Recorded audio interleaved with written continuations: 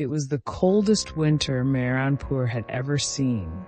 Snow blanketed our small Punjabi village, silencing the world around us. Nights were long and harsh, and the fires in our mud brick homes struggled to keep the chill at bay. Despite the cold, our village had warmth. Families gathered around fires, sipping gur wali chai and sharing stories. But one night, a story unfolded that none of us could have imagined. Bilal and I were returning from the forest, arms loaded with firewood, when we saw something strange. Footprints in the snow, glowing faintly blue, led away from the forest toward the village. They weren't human, nor did they look like any animal we knew. "Who could have left these?" Bilal whispered, his voice trembling. We decided to follow the trail, which led us to the home of Bibi Saima, a widow who lived alone at the village's edge. Her door was ajar, swaying gently in the icy wind. Inside, Bibi Saima sat by the fire, and beside her was a tall man wrapped in a heavy shawl.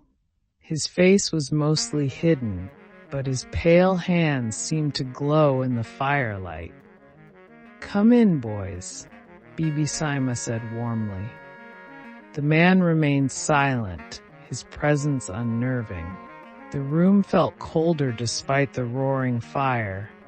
Bilal nudged me and whispered, "Look at his shadow." I glanced at the wall and froze. The man's shadow didn't move.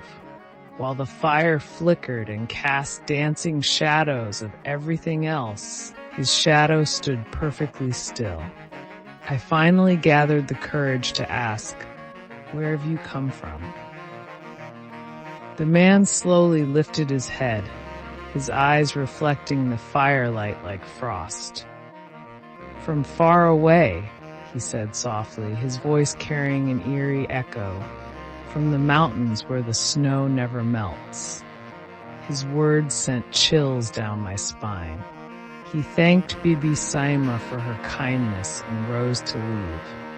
As he walked into the snow, we followed.